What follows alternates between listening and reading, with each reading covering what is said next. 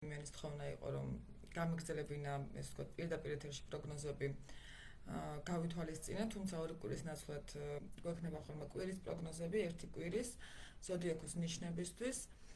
მოგესალმებით ყველას, ვინც მიყურებთ და დავიწყოთ. პირველ რიგში შევეხები იმ მიმდინარე პროცესებს და იმ მიმდინარე პერიოდს, რომელიც ახლა გვაქვს.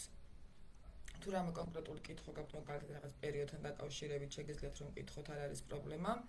დავიწყე პირველ რიგში იმითი, რომ გვაქვს ჩვენ სტელიუმი ვერძის ზოდიაქოში და გუშინ 17 აპრილს საქართველოს დროით შუა დღეს 16:52 წუთზე გქონდა ახალმთვარეობა ვერძის ზოდიაქოში, რაც ნიშნავს იმას, რომ ახლებური გზით, ესე ვთქვათ, შეგვიძლია რომ ჩვენი ენერგია მართოთ, ბევრად უფრო ენერგიულები ვიქნებით, ბევრად უფრო პოზიტიურები ვიქნებით. ეს ენერგია, რომელიც ახლა ტრიალებს სამყაროში და იქნება მზრდადი მომავალი კვირის მანძილზე, რეალურად ძალიან ბევრ ადამიანს მოუტანს ენერგიულ, ესე ვთქვათ, ენერგეტიკულ ბალანსს.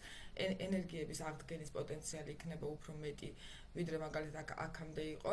ენერგეტიკული თვალსაზრისით ასევე შეგვიძლია ვთქვათ, რომ ანუ გაზაფხული რეალურად დაიწყო ახლა, ანუ ადამიანებისთვის ხო, ანუ შინაგან დონეზე არის რაღაცა გამოღვიძება, გამოფხიზლება და შესაბამისად მომავალი კვირაც იქნება საკმაოდ, ესე ვთქვათ, საკმაოდ ჰარმონიული ჩვენი, ესე ვთქვათ, პროგნოზების თვალსაზრისით, ჩვენი ენერგიების აღდგენის მხრივ და კარგი პერიოდი არის რეალურად ახალი საქმეების წამოსაწყებად, კონტრაქტების გასაფორმებლად, თუმცა ძალიან მნიშვნელოვანი არის აქ, რომ არ ვიჩქაროთ, არ მივიღოთ იმპულსური გადაწყვეტილებები, ნაჩქარევი გადაწყვეტილებები. კარგი არის თუ ფიზიკური აქტივობით დავკავდებით მომავალი ერთი კვირის მანძილზე, ისევ ორ კვირას მიჩვეული, ავტომატურად ვამბობ. მომავალი ერთი კვირის მანძილზე კარგია თუ ფიზიკური აქტივობით დაკავდებით, მიიღებთ ბევრ სითხეს, იმიტომ რომ ორგანიზმი იქნება გამოშვებისკენ მიდრეკილი. რეალურად ენერგია, რომელსაც გრძნობთ, ტყუილად არ გრძნობთ, ეს მოზღვავება, შეიძლება რაღაცა ენთუზიაზმი დაგიბრუნდათ და გაქვთ განცდა, რომ თითქოს თქვენი ენერგიები ღვდგება, ხო? ესეც არის რეალურად. ამიტომ კარგი იქნება თუ მომავალ კვირას გამოვიყენებთ ნებისმიერი ახალი საქმის წამოსაწყებად. ეს საქმეები ეხება როგორც ფინანსურ, ასევე კონტრაქტებთან დაკავშირებით და ასევე პიროვნული ცვლილებისა და რაღაცა ტრანსფორმაციის თვალსაზრისით. თითოეულ ზოდიაქოს ნიშანს შეუძლია რომ მომავალი კვირის მანძილზე საკუთარ თავში შეცვალო ძალიან ბევრი რამ. ეს არის პერიოდი, რომელიც გვაძლევს ანუ რადიკალური ცვლილებების საშუალებას. რეალურად ცოტა უფრო ადრე უნდა დამდგარიყო, მაგრამ დააგვიანდა ამ წელს ამ ახალმთვარეობას.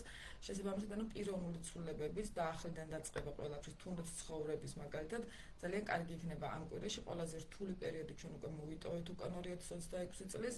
ეს იყო 2026-ის პირველი 3 თვე და რეალურად ეს ახალმთვარეობა იყო, რომელსაც მე ველოდებოდი, რომ დამდგარიყო უკვე საბოლოო ჯამში აი ამ ენერგიების აღდგენა და ყველაფერი ჩამდგარიყო კალაპოტში თითოეული ადამიანის ცხოვრებაში და შინაგან დონეზეც.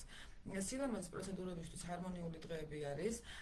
აქედან გამომდინარე ქალბატონებს ურჩევ, რომ სილამაზის პროცედურები რაც შეეხება დატენიანებას, თმის შეჭრას, თმასთან დაკავშირებულ რაღაცა იმიჯის ცვლილებას თუნდაც, ხო?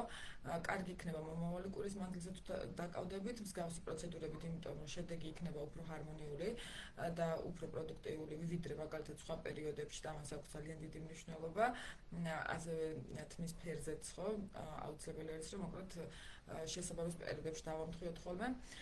რაც შეეხება ფინანსების შემოდინება დაიწყება რეალურად მომავალი კვირის მანძილზე და ის პროექტები, ის საქმიანობები, რომელიც აქამდე გაჩერებული იყო, რეალურად დაიძვრება და თითოეული ადამიანი შეძლებს, რომ აი რაღაცა ფინანსური ჩავარდნები, რომელიც 2026 წლის უკვე გასულმა პერიოდმა მოიტანა, აღვიდგინოთ და ზოგადად აღვიდგინოთ ენერგია და ეს ენერგია, რა თქმა უნდა, არის ფინანსური თვალსაზრისითაც, თუმცა ამ პერიოდის საფრთხილო მხარე მდგომარეობს იმაში, რომ აუცილებელია რომ არ მივიღოთ იმპულსური განაცხადებები, აუცილებელი არის რომ ცოტათი ისე ვთქვათ ვმართოთ ჩვენი ენერგიები, თუნდაც რაციონალური თვალსაზრისით ხო, ანუ 100-ჯერ გავზომოთ და ერთხელ გავჭრათ.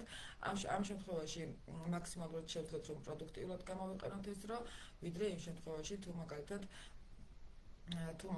ვიჩქარებ